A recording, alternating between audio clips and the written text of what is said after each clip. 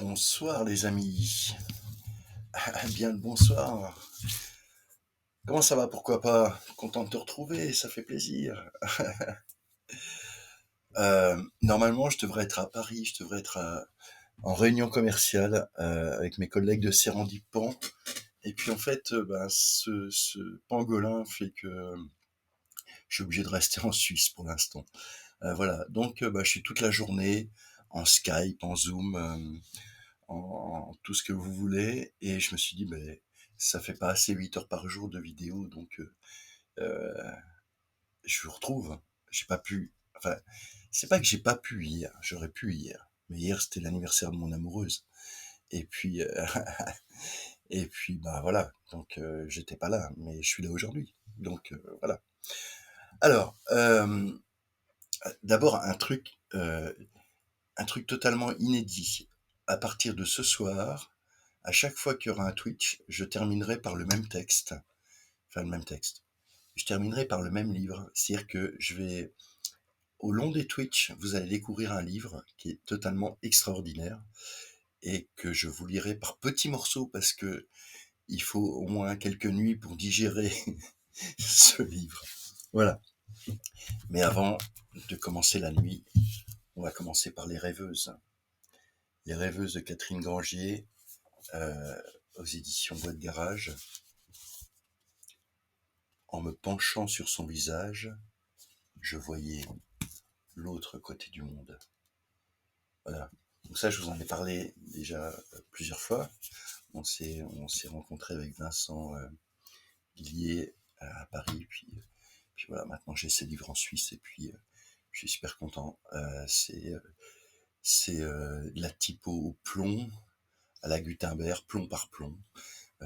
Et je me réjouis un jour on fera quelque chose ensemble avec sa presse, parce qu'en fait il a plusieurs presses, et puis il se déplace avec. Donc on, on ira, on fera des démonstrations. La dernière fois que je vous ai vu, je vous avais fait des lectures de. Je revenais du salon L'autre livre, et je vous avais dit, mais j'ai pas réussi à tout lire. Alors j'ai toujours pas réussi à tout lire, mais euh, mais j'ai lu quand même quelques textes depuis, quelques livres depuis. Et puis vous, dites-moi ce que vous avez lu. Euh, sur mon site maintenant, ce que j'ai fait sur la page de Twitch, je mets toutes les sources des livres que je partage et je mets également les sources des livres que vous partagez. Voilà, comme ça permet à ce que tout le monde puisse aller revoir après. En fait, après le Twitch, il y a toujours la vidéo qui est enregistrée sur YouTube et je la mets sur mon site et le lendemain matin ou 2-3 heures après, vous avez accès à l'ensemble des sources du Twitch. Sauf la semaine dernière, je crois que j'ai pas fait parce que j'étais très fatigué puis ça a été très long. Mais je le referai parce que je les ai notés. Allez, on commence par Louis Aragon avec la nouvelle édition donc, qui a été écrite par Lionel Ray, qui a fait la présentation et l'anthologie. Et c'est assez amusant parce que en fait, j'ai l'ancienne édition qui est pas loin. J'ai vu tout à l'heure. Ça va se casser la figure. J'ai vu tout à l'heure. Où est-ce qu'elle est? Je sais plus. J'ai l'ancienne édition et c'était pas Lionel Ray. C'était Jules Roy. Et ça m'a fait rire parce que Ray, Roy. Voilà. La nuit d'exil. Qu'importe à l'exilé que les couleurs soient fausses. On jurerait, dit-il, que c'est Paris, si on ne refusait de croire aux apparitions. J'entends le violon préluder dans la fosse.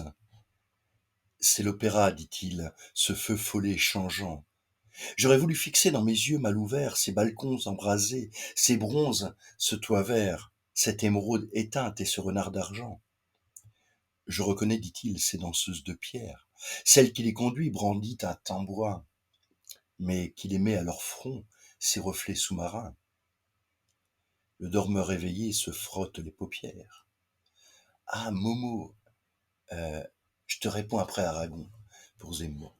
Des méduses, dit-il, des lunes, des halos, sous mes doigts fins sans fin déroulent leur pâleur, dans l'opéra paré d'opales et de pleurs, l'orchestre au grand complet contrefait mes sanglots. J'aurais voulu fixer dans ma folle mémoire cette rose, dit-il, cette mauve inconnue, ce domino fantôme au bout de l'avenue, qui changeait pour nous seuls de robe tous les soirs. Ces nuits, t'en souviens-t-il? Me souvenir me nuit, avait autant d'éclairs que l'œil noir des colombes. Rien ne nous reste plus de ces bijoux de l'ombre. Nous savons maintenant ce que c'est que la nuit. Ceux qui s'aiment d'amour n'ont qu'elle pour adresse, et tes lèvres tenaient tous les soirs le pari d'un ciel de cyclamen au-dessus de Paris. Ô nuit, à peine nuit, couleur de la tendresse. Le firmament pontait ses diamants pour toi, je t'ai joué mon cœur sur les chances égales, soleil tournant des boulevards, feu de Bengale, que d'étoiles à terre et par-dessus les toits. Quand j'y songe aujourd'hui, les étoiles trichèrent, le vent charriait trop de rêves dérivés, et les pas des rêveurs sonnaient sur les pavés, des amants s'enlaçaient sous les portes cochères. Nous peuplions à deux l'infini de nos bras, ta blancheur enflammait la pénombre éternelle, et je ne voyais pas au fond de tes prunelles les yeux d'or des trottoirs qui ne s'éteignaient pas. Passe-t-il toujours des charrettes de légumes? Alors les percherons s'en allaient lentement, avec dans les choux-fleurs des hommes bleus dormants. Les chevaux de Marly se cabraient dans la brume. Les laitiers y font-ils une aube de fer-blanc? Et point de Saint-Eustache au crochet des boutiques, les bouchers pendent-ils des bêtes fantastiques, épinglant la cocarde à leur ventre sanglant?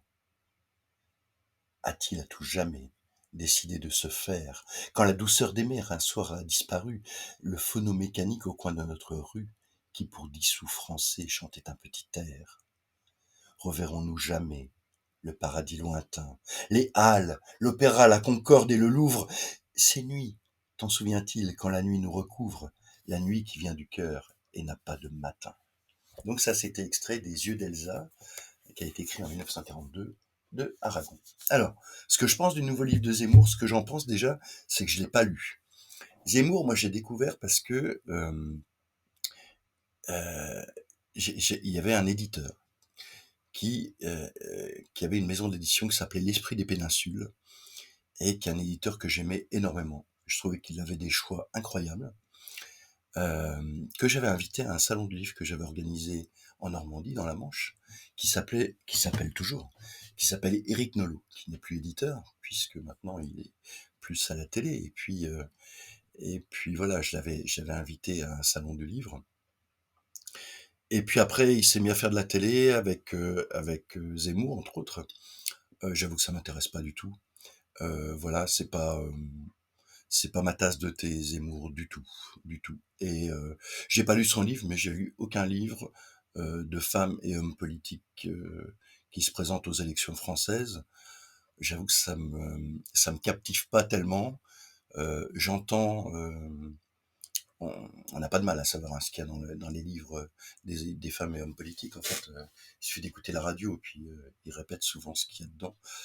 Donc non, je préfère acheter de la poésie, je préfère acheter des, tiens, par exemple, allez, je préfère acheter Frédéric Cognier, Ubik. Ça, c'est... Écoutez comme c'est beau. Et en fait, la politique, c'est ça. La politique, c'est la rue. La rue, c'est ce qu'on entend. C'est ce qui... Par exemple, l'air blanc coule des coussins de métal. Jour d'expansion liquide, propulsant en heure un parcours dans la ville. Le poème dit à mesure qu'il retranche et nous fait d'autres volumes. Un énième cœur bat dans la page. Est-ce que ce sont les mêmes? Corps sans contour, limite, que les voix, mouvements de la peau, pénètrent nos membres et muscles disposés à la greffe. On voudrait donner vie aux caresses. Heureusement, le son de nos faiblesses est sourd. Ah oui, alors, on m'a dit l'autre jour, je devrais dire les éditeurs, les maisons d'édition, c'est vrai, je suis un peu... Voilà, donc, alors ça, je vous ai dit, c'est Édition Boîte Garage. Aragon, c'est la collection Poésie chez Segers. Et puis ça, c'est La Clé à Molette. Voilà, éditeur de Franche-Comté, que j'aime beaucoup. Euh, voilà. Oui, bah, je sais pas si toi tu l'as lu le Zemmour et pourquoi on lit un livre politique en fait, quelle que soit la femme ou l'homme politique? Je sais pas, moi j'ai l'impression qu'il y a des livres qui peuvent être intéressants au niveau politique quand c'est des livres programmatiques, quand c'est des livres qui peuvent servir à quelque chose après, mais pas, j'imagine, hein, je j'ai aucune idée sur le bouquin de Zemmour, hein, mais j'imagine un programme politique, je vais le trouver imprimé partout, quoi. Et ça m'intéresse pas vraiment, quoi. Mais bon, moi je comprends qu'il y ait des gens qui les lisent, hein. C'est bien qu'il y ait des gens qui lisent. Moi je trouve que l'important c'est de lire. Et lire, ça permet de s'ouvrir. Ah, faudra que je vous fasse un truc. J'ai oublié de le prendre, mais je suis pas loin de l'endroit où il est. Je vais vous le chercher tout de suite. Et j'escalade mes livres. Euh, J'escalade mes livres, je reviens dans 30 secondes.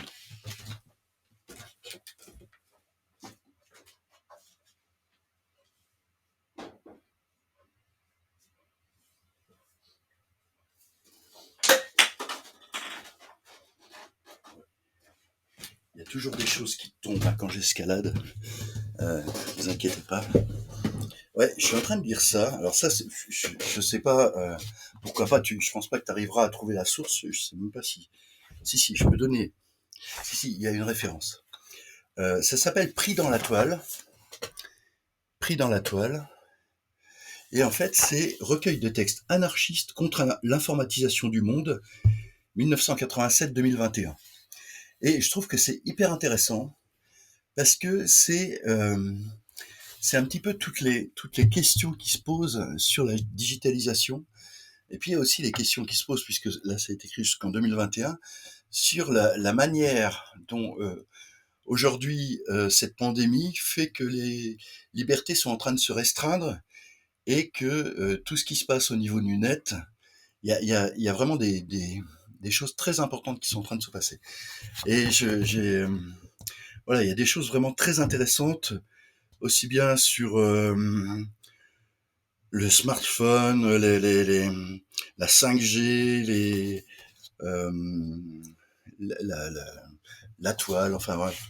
Et pour toute commande, alors c'est pris dans la toile at riseup.net. C'est pas compliqué. Voilà, pour toute commande, hop. Mais avril, vous voyez, pris dans la toile at riseup.net. J'ai trouvé ça à la librairie Basta. J'étais curieux quand j'ai vu ça, je me suis dit tiens, ça va être intéressant. Il y a des choses sur la vie de prison. Voilà, bah, j'ai commencé à lire ça. J'ai trouvé que c'était assez intéressant.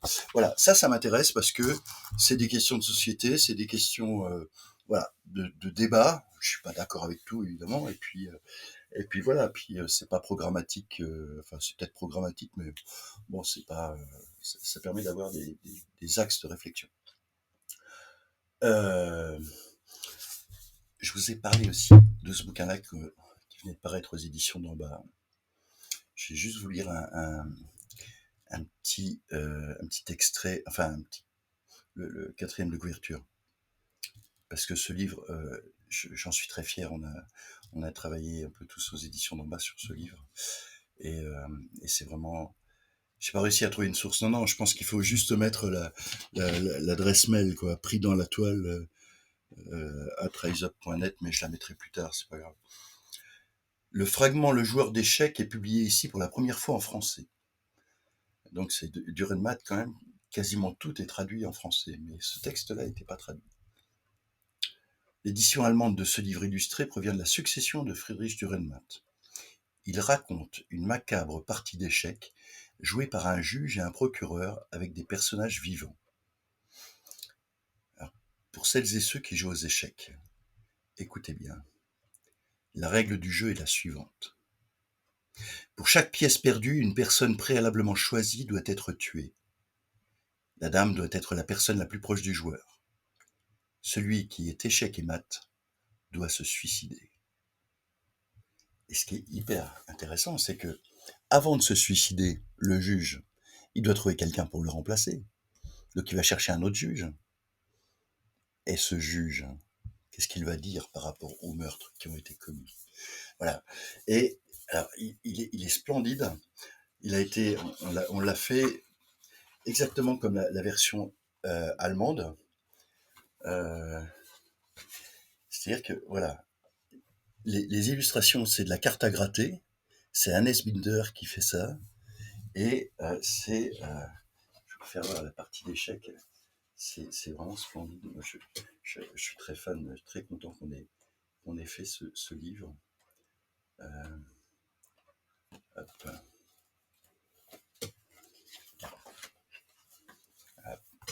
La partie d'échecs. Regardez-moi ça comme c'est beau. Hop. Ouais, je me contorsionne dans tous les sens. Hop. Voilà.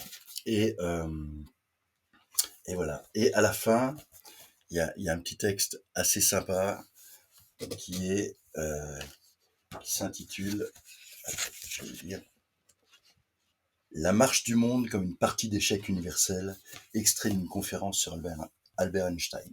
Voilà. Donc, le joueur d'échecs, euh, bon, je vais pas vous dire de l'acheter pour Noël, mais vous pouvez l'acheter pour le 1er janvier. Voilà. Allez, où vous en êtes de vos lectures alors, à part Zemmour? Mais je sais toujours pas si Momo l'a lu, hein. Je sais pas s'il me demande conseil pour le lire ou si tu l'as lu, si vous l'avez lu, je sais pas, Sciences Tutoie, Sciences O, ici. Enfin, bref. Nazim Hikmet, c'est un dur métier que l'exil. Et j'ai trouvé, alors, oui, alors, Durenmat, donc c'est aux éditions d'en bas. Et ça, c'est aux éditions Le Temps des Cerises. C'est une anthologie qui a été établie et présentée par Charles Dobzinski. Ah oui, j'ai oublié de vous dire. Durenmat, c'est traduit. Il faut que je vous donne les traducteurs aussi, les traductrices. Durenmat, c'est traduit par Lionel Felchlin. Voilà. Et donc, cette anthologie a été présentée par Charles Dobzinski. Et je vous lis un poème qui est magnifique et qui s'intitule En passant par la Suisse. La Suisse passe au verso de la vitre, comme passe un poisson multicolore dans un aquarium ensoleillé. De mon compartiment, j'observe, triste, ironique, irrité, un peu bête aussi. De mon compartiment, j'observe et je note tout ce que je sais, faux ou vrai, sur la Suisse, pour compléter ce que je vois. Il ne fait ni chaud ni froid. Tout est ici, je le crois bien, ma rose, ni chaud ni froid, ni frais ni tiède. Une horloge bien réglée, un bracelet-montre de marque célèbre. La Suisse est un pays joué parmi les monts géants. Les monts géants, ma rose, sont les montagnes de mon enfance et du chocolat Tobler. Un goût de lait dans ma bouche qui vient de très loin. La nostalgie du souvenir de mon enfance m'a secoué la gorge. Et voici les lacs, ma rose. Les lacs des prospectus touristiques, tout luisants sur papier couché avec leurs fils d'argent, leurs voiles de mariée, les flancs escarpés des coteaux, et l'on s'étonne des beautés de la typographie. La Suisse, d'autre part, ma rose, ressemble à une thé passée au bleu, repassée, ornée de dentelles et fraîchement posée sur l'oreiller, et le poids d'une tête humaine ne l'a pas encore creusée ni froissée. Tu sais qu'on nomme la Suisse, ma rose, le coffre-fort muet. Le coffre-fort des fortunes que l'on a fait fuir de quelque part, de quelque chose. Et puis, ma rose, il y a aussi les espions et les vaches grises. Espions et vaches ont énormément prospéré depuis que la Suisse est entrée au paradis de la neutralité. Les espions sont de toute taille, et sans doute de tous les pays. Mais les vaches grises, toutes du même format, sont toutes suisses. Nous approchons de la France. En face de moi, une jeune fille lit un roman policier. Le soleil a légèrement descamé sa peau rose, ses cheveux en queue de cheval sont de la laine, et dans ses yeux, le ciel devient très doux. Guillaume Tell a posé sa pomme sur ses joues. De mon compartiment, je contemple la Suisse. Ses villes sûrement sont ennuyeuses, mais ses sanatoriums sont peut-être fort gais. Aurais-je voulu vivre en des endroits que j'aperçois parmi ces gens respectables? Peut-être après avoir passé le cap des 90 ans. Pourquoi ai-je écrit tout cela sur la Suisse? Peut-être pour avoir envié le petit jardin au milieu du désert ensanglanté. Les fleurs de ce petit jardin ne sont-elles pas arrosées de notre sang qui coule au milieu du désert? Et dans les nuits paisibles et neigeuses de la Suisse, les étoiles ne scintillent-elles pas lavées par nos larmes? Nous sommes en France, ma rose. Les maisons, l'air, les hommes ont changé. Et voici tout frisé, telle une salade fraîche, pas lavée, même souillée de boue, le printemps sur la terre de France. 7 mai 1958, voilà, de Nazim Hikmet. C'est un dur métier que l'exil. Aux éditions Le Temps et les Cerises. Et j'aime vraiment beaucoup cet auteur qui a passé une grande partie de sa vie en prison ou en exil, ouais. Grand poète turc. Et puis,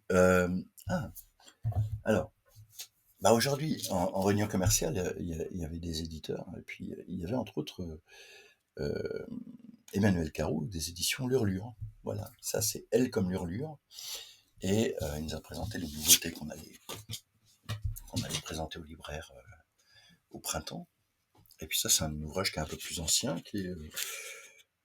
enfin, il est plus ancien, non, il est 2021. Tiens. Je ne sais pas quelle date il est exactement. Ah non, dépôt légal mars 2019, c'est parce qu'il a été réimprimé. Voilà, 2019, mais je ne sais pas ce que vous en pensez. Moi, j'ai été libraire assez longtemps, et ça m'a toujours énervé ce principe de la nouveauté. Comme si le livre était bon quand il sortait, et puis un an après, il est retourné partout, donc il repart chez l'éditeur s'il n'a pas été vendu, et puis il est plus bon. Voilà, moi la nouveauté pour moi c'est un texte qui est toujours bon à lire, et Arthur Rimbaud, voilà, on peut continuer à les lire. Le loup criait sous les feuilles, en crachant les belles plumes de son repas de volaille. Comme lui, je me consume. Les salades, les fruits n'attendent que la cueillette. Mais l'araignée de la haie ne mange que des violettes. Que je dorme, que je bouille aux autels de Salomon. Le bouillon court sur la rouille et se mêle au cédron. Voilà, magnifique, magnifique texte, puis très bien mis en page. C'est vraiment très joli cette maison d'édition. Voilà. En plus, il y a toute une partie de notes euh, qui sont faites par des notes. C'est édition d'Ivar Javard. Et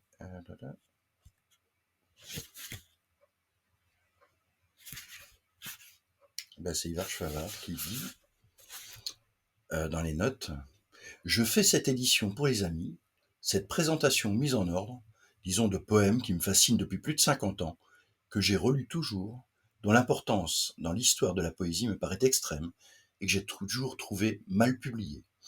Voilà. Et, et il a raison. Il a raison. Faut republier ce qui a été mal publié. Voilà. Dans la collection Point Seuil par Maboncourt. Alors c'est pas vraiment une nouveauté. C'est une nouvelle édition de Tagore, de l'aube au crépuscule, qui est traduit de l'anglais par Laurence et Fritsch. Voilà.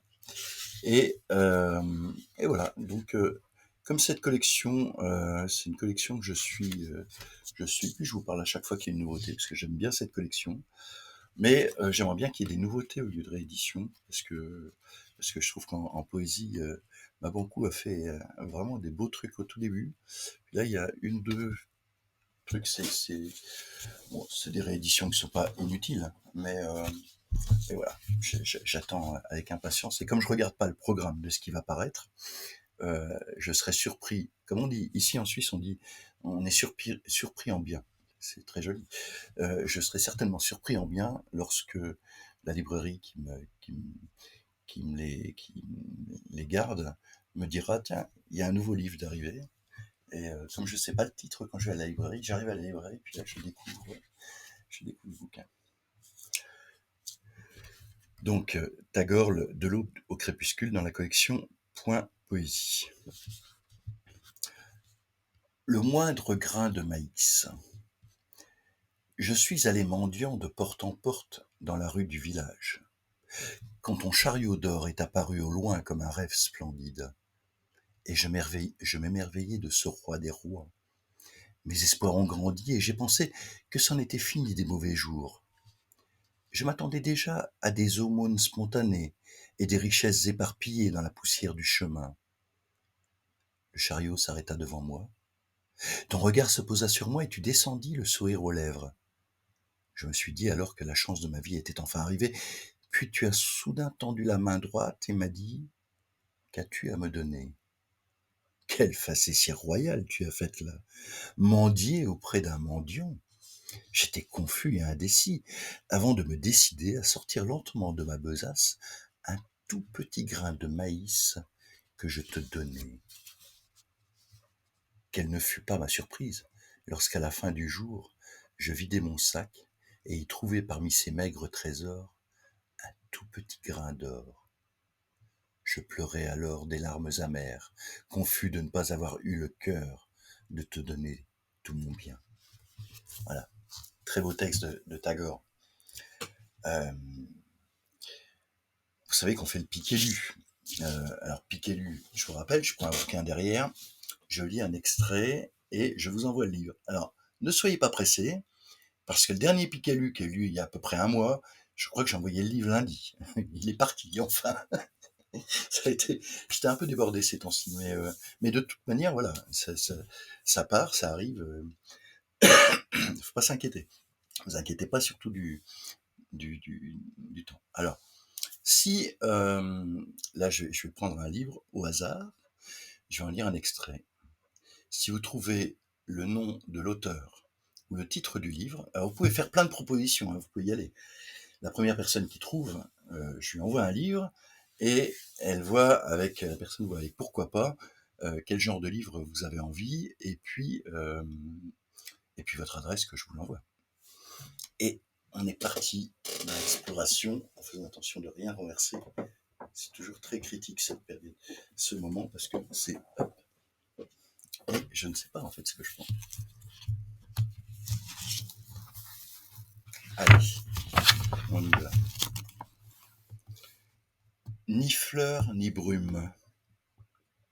Fleur. Est-ce une fleur? Brume. Est-ce la brume? Arrivant à minuit, s'en allant avant l'aube, elle est là, douceur d'un printemps éphémère. Elle est partie, nuée du matin, nulle trace.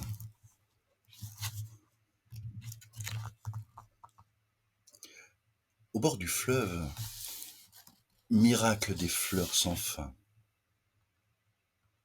À qui donc se confier? On en deviendrait fou. Je vais chez le voisin, mon compagnon de vin, il est parti boire, 10 jours déjà, son lit est vide. Non que j'aime les fleurs au point d'en mourir, ce que je crains, beauté éteinte, vieillesse proche, branches trop chargées, chute des fleurs en grappe, tendres bourgeons se concertent et s'ouvrent en douceur. Voilà. Allez, je vous donne juste une indication, c'est de la poésie. Vous l'avez peut-être remarqué. Voilà. Donc si vous trouvez l'auteur qui est vraiment très très connu, l'illustratrice qui est très très connue, l'éditeur qui est très très connu, vous le dites et puis voilà. N'hésitez pas à faire des propositions. Je peux essayer de vous orienter sur vos propositions. Pessoa, le poète intranquille, aux éditions Eden. J'adore Pessoa et j'aime beaucoup ce bouquin est magnifique. Donc ça c'est pareil, je l'ai eu aussi à l'autre livre. La conscience d'exister m'écrase de tout son mystère et de sa force, d'incompréhension profonde mais comprise et circonscrite, irréparablement. Ce n'est pas le vice, ni l'expérience qui déflore l'âme, c'est uniquement la pensée. Penser, penser, et ne pouvoir vivre. Penser, toujours penser inlassablement sans pouvoir s'arrêter. Seules l'innocence et l'ignorance sont heureuses, mais ne le savent pas. Le sont-elles ou non? Qu'est-ce donc qu'être sans le savoir? Être comme une pierre, un lieu, rien d'autre. Entre ton corps et le désir que j'ai de lui se trouve l'abîme de ta conscience. Si je pouvais t'aimer sans que tu aies à exister, et te posséder sans que tu aies à être là. Ah, comme l'habitude de penser bannit tant l'animal, que je n'ose oser ce que la bête la plus vile en ce monde sordide accomplit machinalement. Voilà. Pessoa, moi, c'est vraiment... euh, à chaque fois que je lis du Pessoa, je suis vraiment toujours, toujours hyper content. La semaine prochaine, je serai pas là. Quoi que mardi, je serai peut-être là. Oui, mardi, je serai encore là. Mais après, je vais partir voir mes enfants, mes petits-enfants. C'est génial. Donc, ça va être... je ferai peut-être un Twitch là-bas, je sais pas. Je crois qu'ils lisent. Je crois qu'il y en a qui sont là aussi ce soir. Donc, voilà, je suis tellement content d'aller les voir. En attendant, je vous ai parlé de ce bouquin-là qui est apparu aux éditions d'en bas aussi, Damien Meuritte. Et en fait, je me suis dit, mais en fait, je crois que je vous ai jamais lu d'extrait. Donc, je vais vous en lire un extrait. Je vais vous lire l'incipit, en fait. Une tour grise de béton, et à l'intérieur, derrière une porte du 13e étage, un enfer invisible. Sol, mur, plafond jaunâtre. Ici, l'air a les mains sales de poussière, de pisse de chat, de vaisselle souillée, de poubelles qui s'entassent. Toute inspiration se heurte à une puanteur immonde, si présente qu'elle altère sur la langue jusqu'au goût du sucre. Depuis la salle à manger, vue sur d'autres tours où l'ennui esquisse des silhouettes accoudées aux fenêtres. La mère est assise au bout de la table. Folle de fatigue et de tristesse, elle enferme dans une étreinte vaine le souvenir du vert des forêts, du jaune des champs de colza, du blanc des draps qui sèchent sur un fil au hasard des parfums du vent. Joyau perdu, enterré par ces mots noirs qui attachent les cœurs, qui arrachent les cœurs, jettent les vies au sol où elles se brisent en éclats de verre. L'avenir des hommes se lit sur le visage des mères. Les jours de Léo déjà se blessent au tranchant des pleurs, s'égarent dans la grisaille d'un regard vide de lendemain. Magnifique Meuritte, voilà, aux éditions d'en bas aussi. Je vais quand même vous parler de ce que je vais dire à la fin. En fait, je vais prendre l'habitude. Ça sera à la toute fin, en fait, à 21h.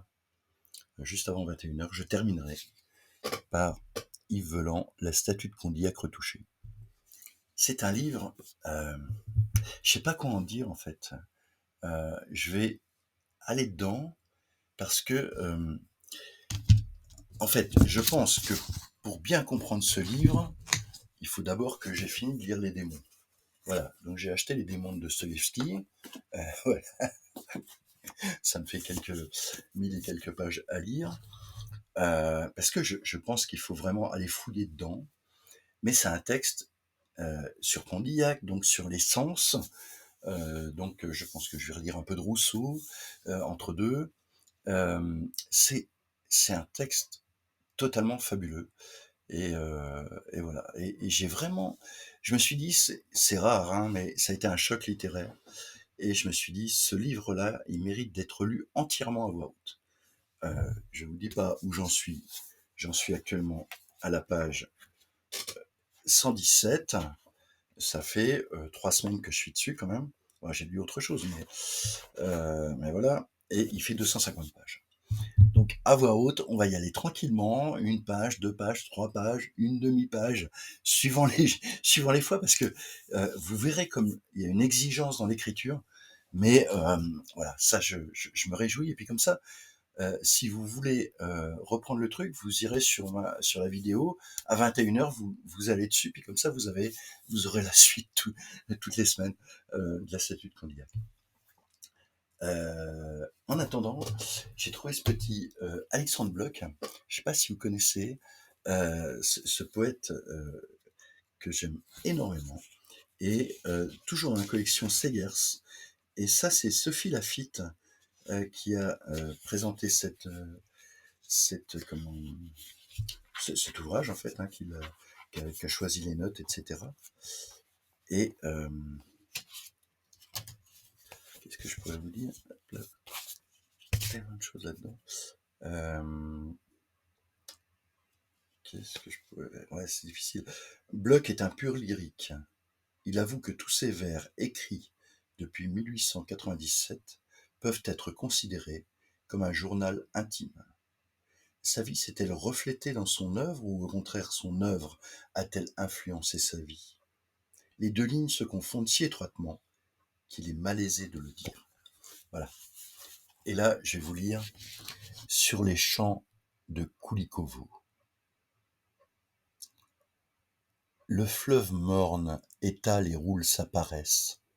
Il baigne ses rivages, l'argile triste et roue de ses falaises et la détresse des meules dans la steppe.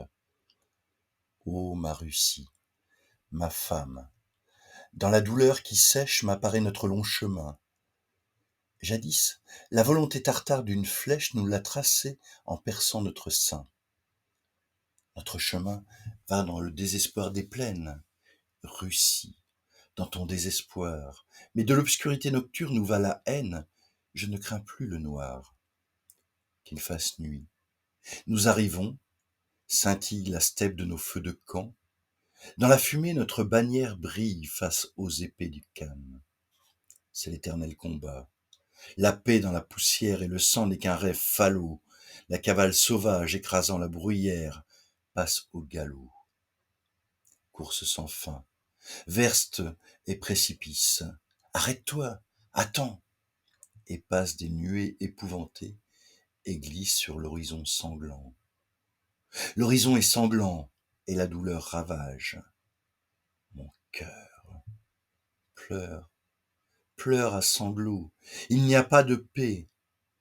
La cavale sauvage passe au galop. C'est magnifique, Alexandre Bloch. Moi, j'adore. Qu'est-ce que c'est beau. Je prends au hasard. Vraiment, tu sais, tu m'étonnes. As-tu foi dans les icônes? Réfléchis, prends conscience. T'as pas oublié, je pense, que tu as du sang aux mains pour l'amour de ta putain.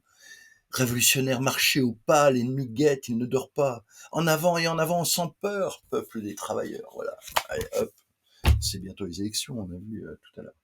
Alors, on retrouve après. Donc là, c'était Alexandre Bloch par Sophie Lafitte, hein, et c'était chez Segers. Voilà. Donc, je ne sais pas s'il existe toujours ou si il est épuisé. Je pense que ça doit être épuisé maintenant, mais chez un bouquiniste, vous allez le trouver.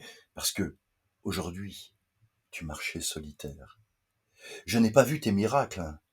Là-bas, au-dessus de ta haute montagne, s'étendait la forêt dentelée. Et cette forêt étroitement serrée et ces chemins montagneux m'empêchaient de me fondre dans l'inconnu, de fleurir de ton azur. Voilà. Hein, le Piquelu, alors, personne n'a l'idée. C'est pourtant, c'est un poète hyper connu. Allez, vous trouvez un texte qui peut-être vous donner une idée quand même. Ouais. Allez, n'hésitez pas à faire des propositions. Mon vieil ami m'invite dans sa campagne où sont déjà préparés poulets et milets. Rangées d'arbres et clôturant le village, hors des remparts, s'incline le mont bleu. Là, je vous ai quand même donné beaucoup d'indications. Hop là. Allez, Donc, Yanis Ritsos, pourquoi pas, il est hyper en avance. Il met avant que je lise, c'est génial. Donc, aux éditions Bruno Doucet, ce poète dont Jacqueline tricotait des chaussettes pendant qu'il était prisonnier, en solidarité, jusqu'au bout. Ces mots, ne les dis pas aux autres, cache-les. On enlèverait ton portrait de mur blanc de l'école clandestine, ce portrait que certains matins de printemps, un bref instant le soleil éclairait, la vitre brillait. Tu le vis une fois, peu ressemblant, mais il te plut. Cache-les, te dis-je. On enlèverait ton portrait sans même laisser sur le mur le clou vide, libérant l'emplacement du vide, on mettrait un autre portrait, quelqu'un de plus conciliant, plus innocent, plus hypocrite, plus homme, autrement dit, sans conteste, beaucoup plus homme. Allez. Un autre, ah oui, j'ai trouvé ça aussi, ce petit bijou, toujours à l'autre livre, mais il fallait le temps que je coupe les pages. C'était pas le temps de lire le livre parce que ça va à peu près, il est relativement bref. Il n'y a pas de numérotation de pages, mais il est en feuillet comme ça. Voilà. J'adore ces petits bouquins comme ça. Donc c'est aux éditions Isabelle Sauvage. C'est Jacques Roman. Le titre est quasiment aussi long que le texte à l'intérieur. Non, peut-être pas, j'exagère. De la contemplation de la page blanche, loin de la page blanche, ou 17 méditations à l'usage du graphomane. Voilà. Alors Jacques Roman, c'est un auteur que j'aime énormément. C'est vraiment un poète à découvrir. Si vous ne connaissez pas Jacques Roman,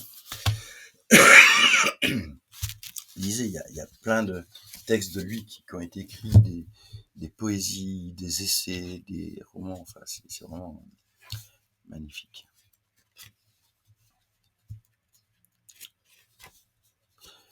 La page blanche est un minuscule point dans la grande image du monde. On peut ne jamais la voir. Une feuille de papier blanc sous les yeux peut vous tromper. Cette feuille n'est pas la page blanche. Une tache de vin, mais le plus souvent de sang sur la grande image du monde, peut rendre vaine la quête de la page blanche. Qui aperçoit la page blanche voit se lever une aube claire sur tous les points de la grande image du monde. Mais toutes ces aubes ensemble ne forment pas encore l'aube de la grande image du monde. Voilà. Alors ça, il est à 5 €. Mais qu'est-ce que vous attendez un petit cadeau de Noël, c'est super ça. Un petit cadeau de fin d'année, Noël ou je sais pas quoi. Mais offrez, j'ai rien à... Isabelle Sauvage, je connais pas. Je connais juste par la qualité de ses livres, mais j'ai aucun intérêt, je touche pas de pourcentage sur la vente de ses livres. Et je veux pas au cas où. Voilà, mais voilà, c'est un petit bouquin qu'on offre comme ça. Faut toujours avoir des petits bouquins à offrir. Je trouve que c'est assez génial. On va. Je vous ai parlé déjà de ce livre-là que j'avais acheté, mais que j'avais pas eu le temps de regarder, et qui est hyper intéressant. En fait, la revue Déferlante, j'ai trouvé dans le courrier des lecteurs quelque chose de très intéressant. Bonjour Déferlante Revue. Dites, je comprends pas trop votre ligne. Vous vous définissez comme un média féministe engagé, et dans le courrier des lecteurs et lectrices, vous écrivez ne pas vous définir comme un journal militant. C'est Jalmad via Twitter. Bonjour Jalmad. La revue se définit comme engagée plutôt que militante, parce qu'elle n'effectue pas le travail spécifique fait par les organisations militantes, à savoir l'élaboration de revendications précises et la réflexion opérationnelle pour que celles-ci aboutissent. Nous souhaitons animer un espace d'échange et de connaissances autour des enjeux féministes, raison pour laquelle nous cherchons à croiser des points de vue, éventuellement divergents, d'universitaires, de journalistes et de militantes et de militants. La Déferlante. Voilà. Moi, je trouve que c'est bien, ça permet de clarifier les choses. Alors.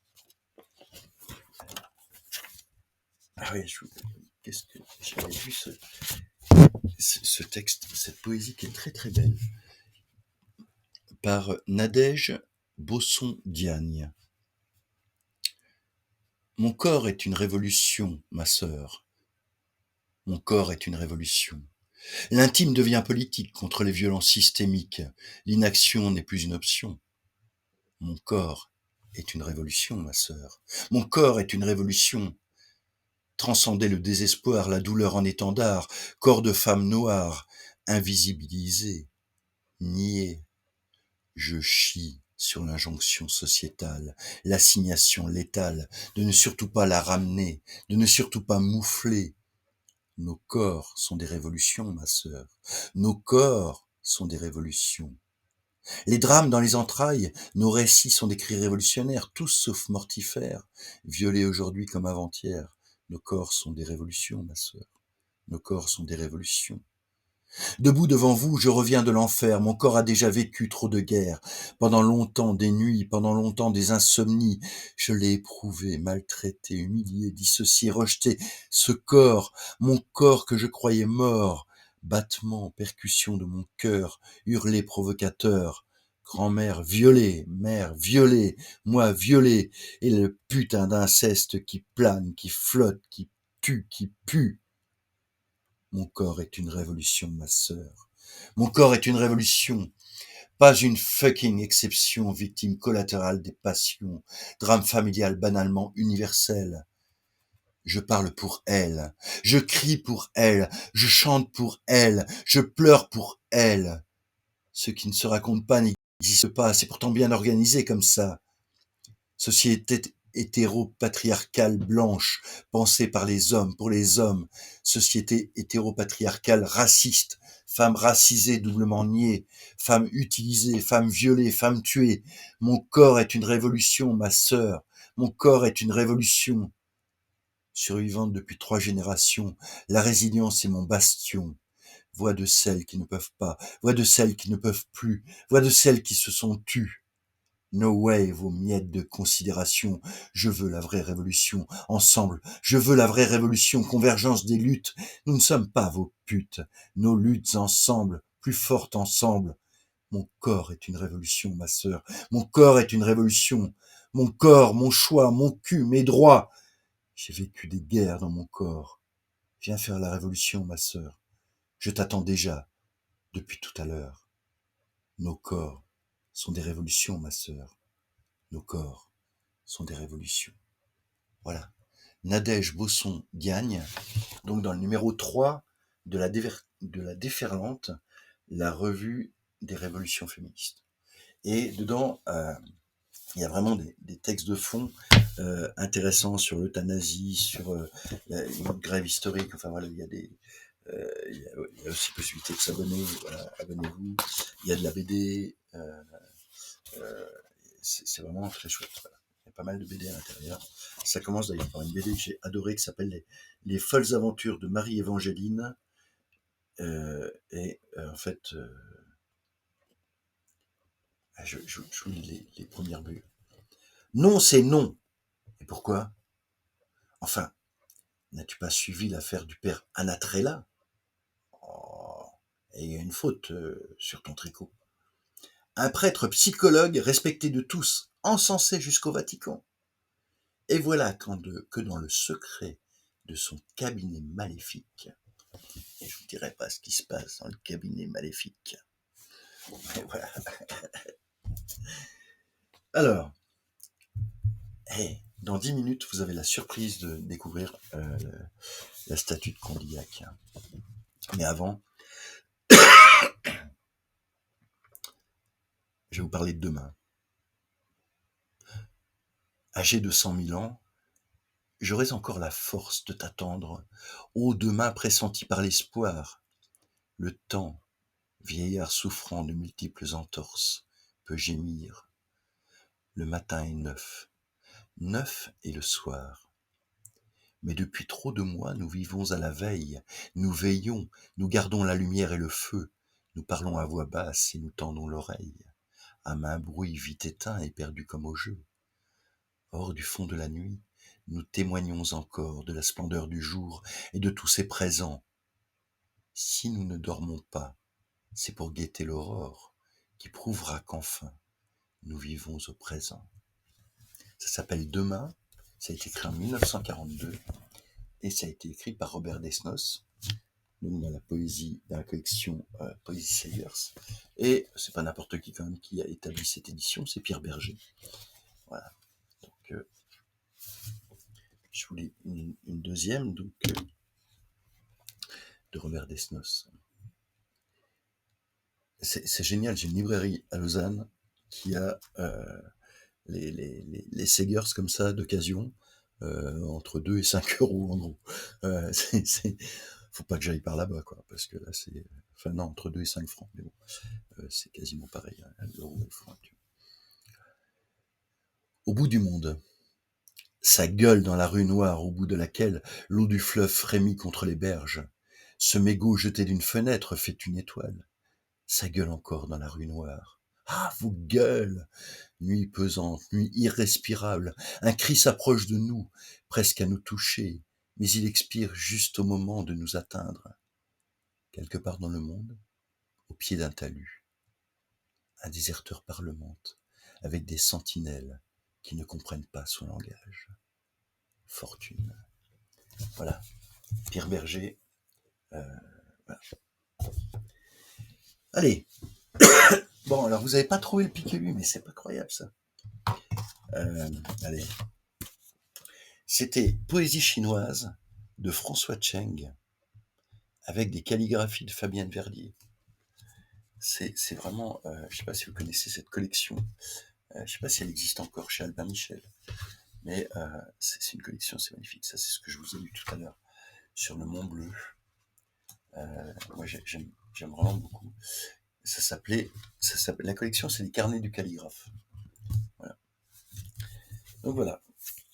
Bah, dommage, mais ce sera pour la prochaine fois. Peut-être que vous trouverez un titre. Allez. Une petite clope parce que là, je vais attaquer Velan. Et je prends une cigarette parce que je vais vous lire un extrait du Banquet des Cendres. Oh, j'avais pas fait exprès. Bon. C'est un lapsus visuel, en fait. Je me suis dit, tiens, je vais allumer une cigarette. Je savais que j'avais encore ce texte-là à lire. Puis, tout d'un coup, je réagis. De Giordano Bruno. À l'éclat, et c'est traduit de l'italien et présenté par Yves Hersan.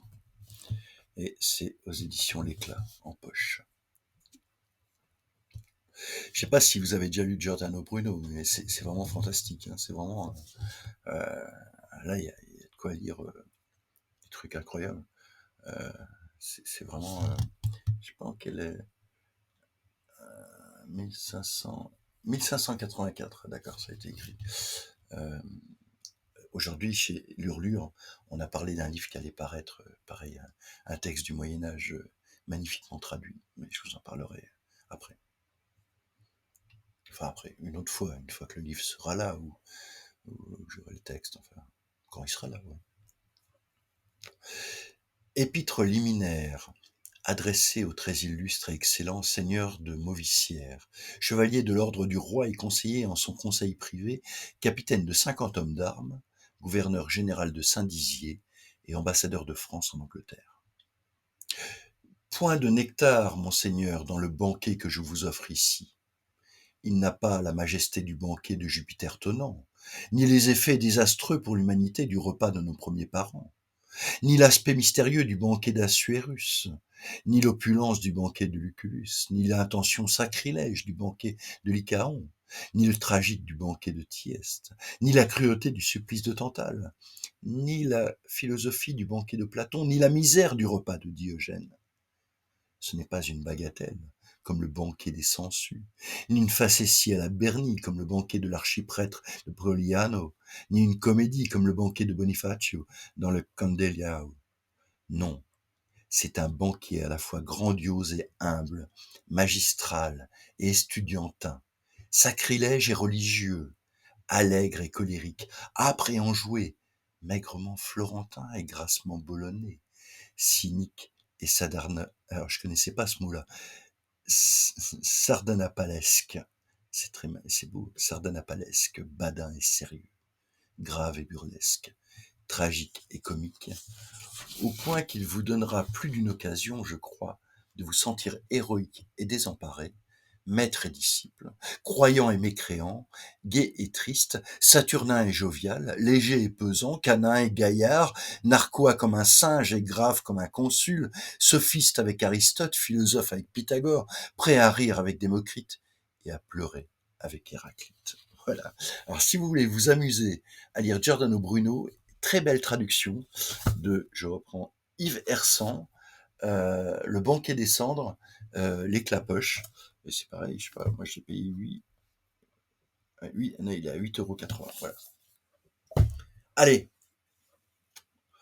on attaque la statue de Condillac, retouchée. J'ai trouvé en Allemagne, enfin c'est mon amoureuse qui l'a trouvé. Il est totalement épuisé. Peut-être qu'un jour il sera réédité. Je n'en dis pas plus.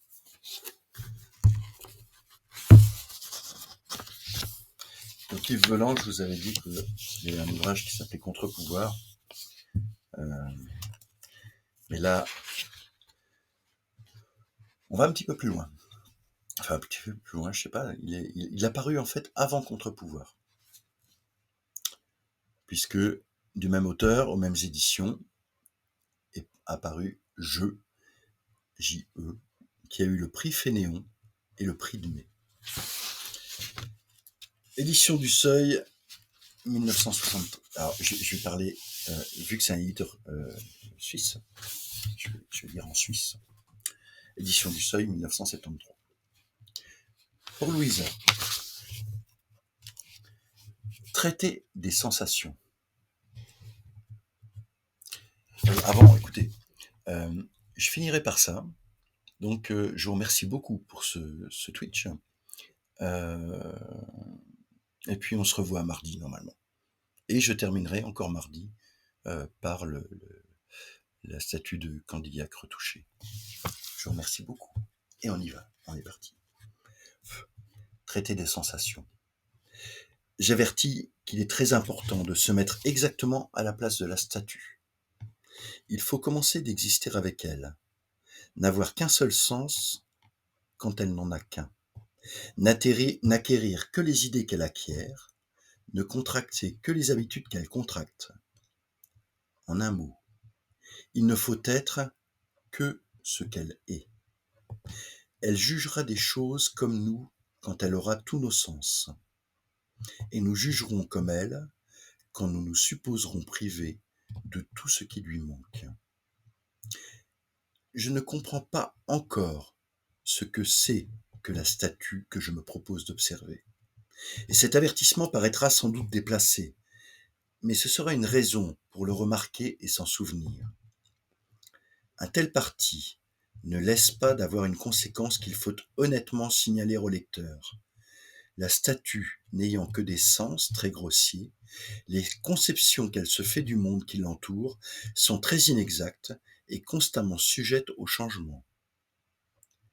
Si donc on demandait que ces représentations fussent conformes à ce que nous savons de la réalité, on les trouverait le plus souvent récusables. C'est pourquoi il est nécessaire de se bien mettre à la place de notre machine, de ne voir que selon ses yeux, en un mot, de ne point juger des choses par leur vérité, mais par la dépendance de leur rapport.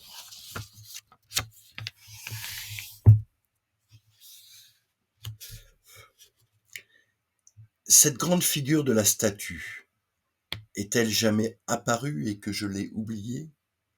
Puisque d'un coup, elle m'a détaché du magma et j'ai vu la situation, outre ce calme, cette bonasse. Y a-t-il plus exact symbole montreur de ce qui s'est passé ? Ne suis-je pas cette ignorance originelle ? Peu importe. Quand l'événement a débuté et ses causes. Le fait est que, petit à petit, tout savoir s'est empâté, qu'il n'existe plus en moi de pensée, mais un nucléus d'images qui ont pris sa place ou leur place de mots finis, de litanies, de concrets, de couleurs. Dans la dépendance de leur rapport, n'est-ce pas cette similitude achevée et pire, car ils se sont rencontrés, associés et engendrés les uns les autres en un tournoiement toujours plus inéluctable ? Je suis une nébuleuse épaisse, Je suis là, j'y suis, au centre, ou par-dessous, ou à la périphérie. Mais à cause de la grande figure, imprévisiblement, je parle avec cette phrase pleine et étale, ou du moins formée. Je suis cet homme qui a accompli sa tâche, qui a dégagé de la statue toutes les notions désirées, et qui, s'apprêtant à écrire son livre, revient sur son commencement et montre son état primitif. Cela m'a jeté hors de ma nébuleuse. J'ai vu ce que j'étais, ce nucléus, et quelle était ma fin, cette parole pure où en ce moment je suis et ne suis pas. Voilà. Allez, on fera peut-être bref comme ça. Euh, voilà, la statue de Condillac, donc on a lu, je vous ai lu juste 2 pages, la petite page traiter des sensations, puis la page là, voilà, et puis on va continuer ce livre totalement fabuleux. Voilà, je vous remercie beaucoup, je vous souhaite une belle fin de soirée, je vous embrasse, et puis je vous dis à mardi. Merci, pourquoi pas. Salut!